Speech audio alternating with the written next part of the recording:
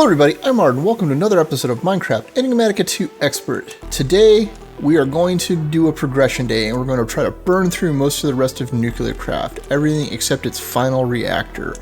Because as I did some digging through my quest book, I realized I'm heavily gated and waiting for my tier 3 void miner still to finish some things.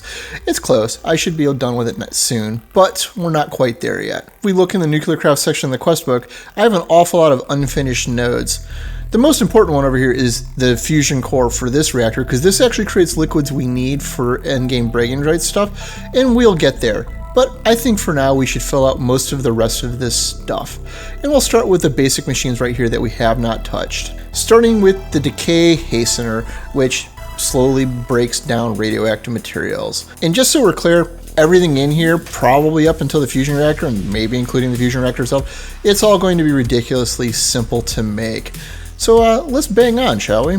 Alright, and that's one down. Now what this does is it breaks down materials into the next thing under it. In a lot of cases this is going to be piles of lead of some sort, but in others it's the next radioactive material under it. I honestly have no idea why you would want to do this unless you somehow have a massive glut of something that's higher up and you need like middle tier stuff.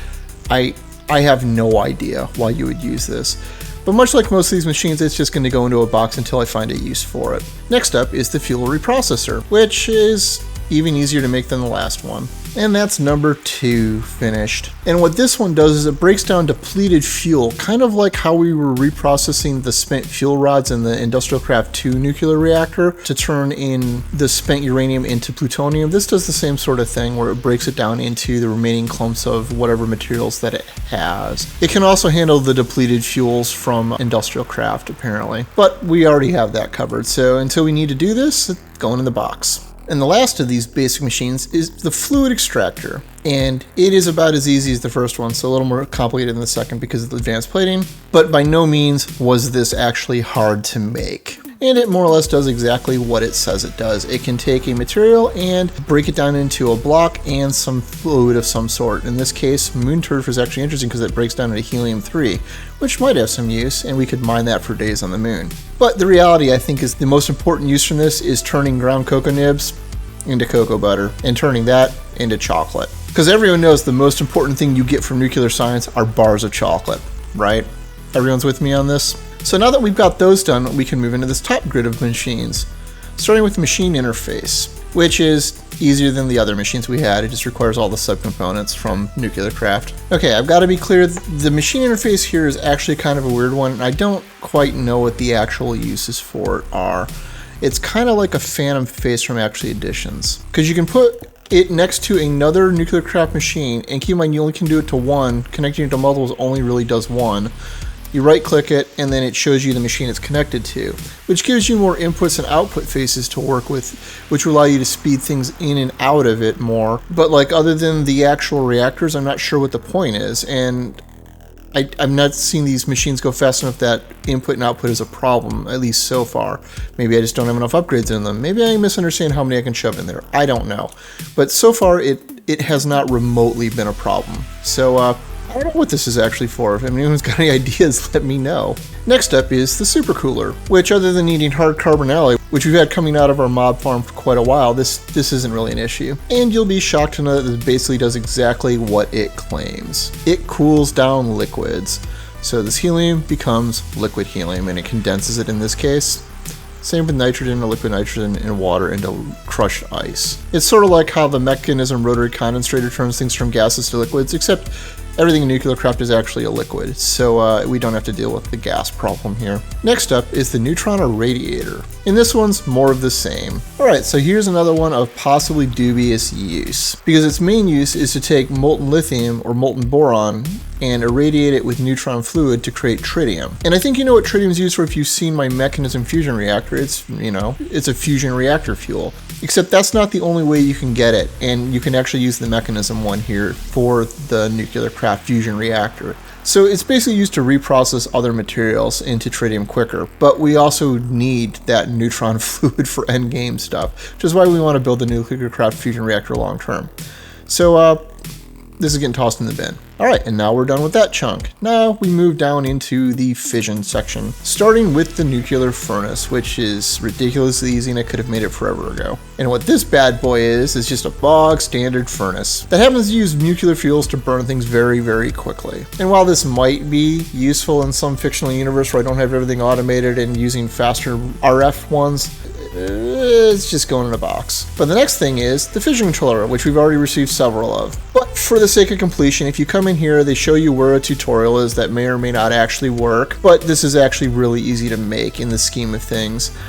The only really new thing here is this magnesium diboride solenoid, but that's just magnesium diboride alloy, which we can make pretty easily. It's just magnesium and boron. But we don't have to make it, and we're not going to because we're not actually going to put the reactor together. So, we can pretend that doesn't exist. And the last part of the fission section is the fuel.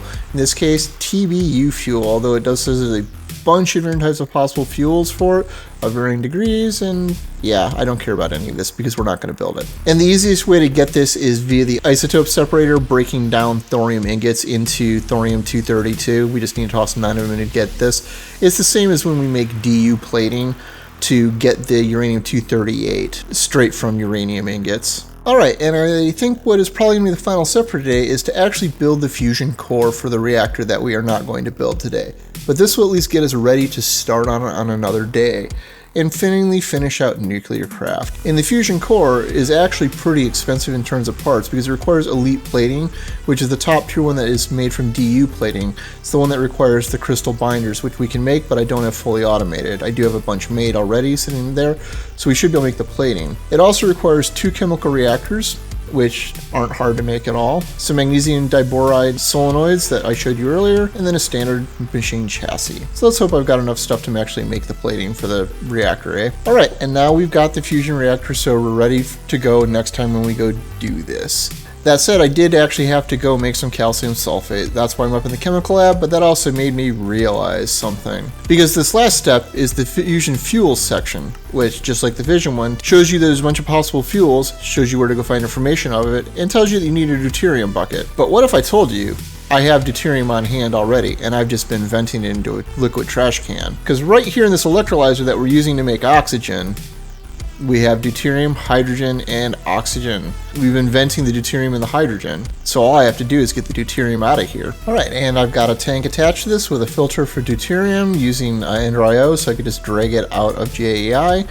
And now we just need to wait for it to fill up enough so I can get a bucket out. And with that, we have done something I didn't think we were actually going to do today, because I assumed that the last item was going to be the bucket of neutron fluid.